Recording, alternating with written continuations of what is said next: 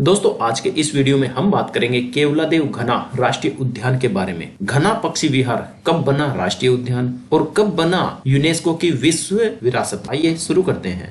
केवलादेव घना राष्ट्रीय उद्यान, जिसे भरतपुर पक्षी विहार के नाम से भी जाना जाता था, भारत के राजस्थान राज्य के भरतपुर जिले में स्थित एक विश्व प्रसिद्ध पक्षी अभ्यारण्य और राष्ट्रीय उद्यान है।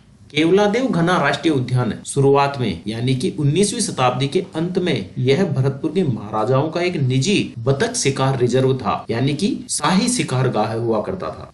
केवलादेव घना राष्ट्रीय उद्यान को वर्ष 1971 में संरक्षित पक्षी अभ्यारण्य बनाया गया। फिर 1981 में भारत की पहली रामसर साइट, जो कि अंतर्राष्ट्रीय महत्व की आर्द्रभूमि होती है, बनाया गया। 1982 में राष्ट्रीय उद्यान घोषित किया गया। इसकी अद्वितीय जैव विविधता के कारण यूनेस्को ने सन 1985 में विश्व धरोहर स्थल का दर्जा दिया। केवलादेव घना राष्ट्रीय उद्यान में पक्षियों की 360 से भी अधिक प्रजातियां पाई जाती है। इसीलिए केवलादेव घना राष्ट्रीय उद्यान को पक्षियों का स्वर्ग भी कहा जाता है। यह एशिया की सबसे बड़ी पक्षियों की प्रजनन स्थली है और यहाँ पक्षियों की विविधता के कारण ही यह विश्व विख्यात भी है। केवलादेव घना राष्ट्रीय उद्यान में सर्दियों के मौसम में यानी कि अक्टूबर से लेकर मार्च तक साइबेरिया, मध्य एशिया, चीन जैसे दूर दराज के ठंडे क्षेत्रों से लाखों प्रवासी पक्षी आते हैं। इनमें संकटग्रस्त Siberian crane, painted stork, pelican, बदक और हंस मुख्य रूप से शामिल है।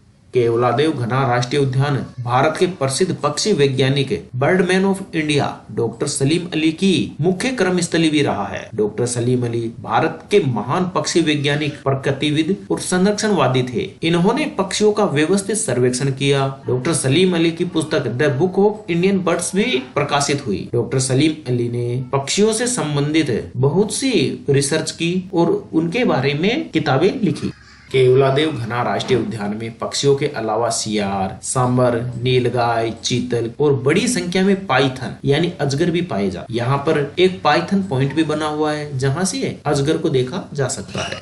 केवलादेव घना राष्ट्रीय उद्यान लगभग 29 वर्ग किलोमीटर के क्षेत्र में फैला हुआ है, जो इसे राजस्थान के सबसे छोटे राष्ट्रीय उद्यानों में से एक बनाता है। यह उद्यान मुख्य रूप से बाणगंगा और गंभीरी नदियों के संगम पर बने अजान बांध से पानी प्राप्त करता है, जिसे इस पक्षी विहार की जीवन रेखा भी कहा जाता है। यानी कि अजान बांध केवलादेव घना राष्ट्रीय उद्यान की जीवन रेखा कहलाता है।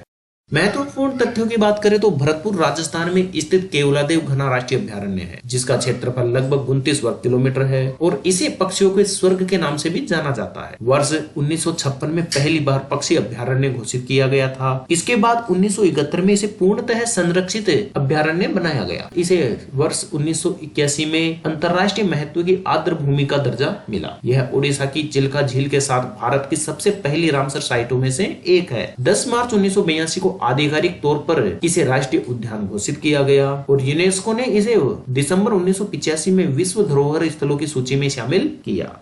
केवलादेव को घना नाम क्यों दिया गया? उद्यान में पहले बहुत घना जंगल हुआ करता था, इसीलिए इसे घना कहा जाने लगा। केवलादेव का नाम केवलादेव क्यों रखा? क्योंकि इसके परिसर में स्थित भगवान शिव के एक प्राचीन मंदिर, जिसको केवलादेव के नाम से जाना जाता है, इसी के नाम पर केवलादेव राष्ट्रीय उद्यान इनका नाम पड़ा। दोस्तों वीडियो अच्छा लगा हो तो इसे लाइक और शेयर जरूर करें। साथ ही जो लोग चैनल पर नए हैं वो चैनल सब्सक्राइब जरूर करें। धन्यवाद।